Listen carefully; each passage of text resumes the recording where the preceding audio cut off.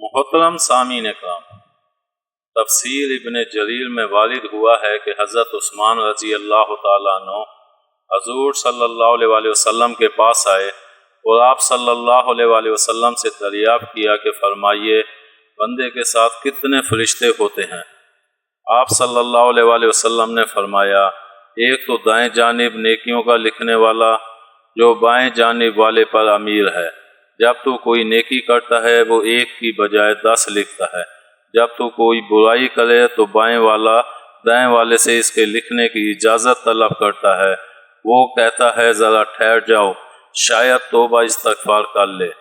3 مرتبہ وہ اجازت مانگتا ہے، تب بھی اگر اس نے توبہ نہ کی تو یہ نیکی کا فرشتہ اس سے کہتا ہے اب لکھ لے۔ اللہ ہمیں اس سے چھڑائے، یہ تو بڑا برا ساتھی ہے، اسے اللہ کا لحاظ نہیں، یہ اس سے نہیں شرماتا۔ اللہ کا فرمان ہے کہ انسان جو بات زبان پر لاتا ہے اس پر نگہبان متعین اور مہیا ہیں، اور 2 فرشتے تیرے آگے پیچھے ہیں۔ سورہ رات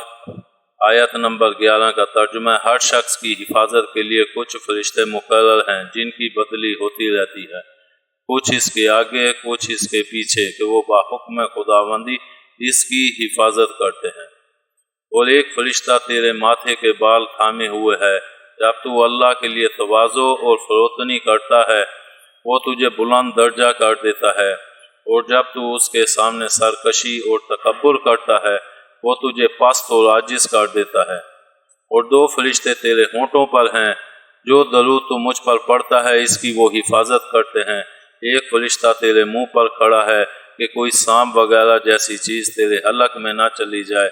اور 2 فرشتے تیری آنکھوں پر ہیں۔ یہ 10 فرشتے ہر بنی آدم کے ساتھ ہیں، پھر دن کے الگ ہیں اور رات کے الگ ہیں، یوں ہر شخص کے ساتھ 20 فرشتے من جانب اللہ موکل ہیں۔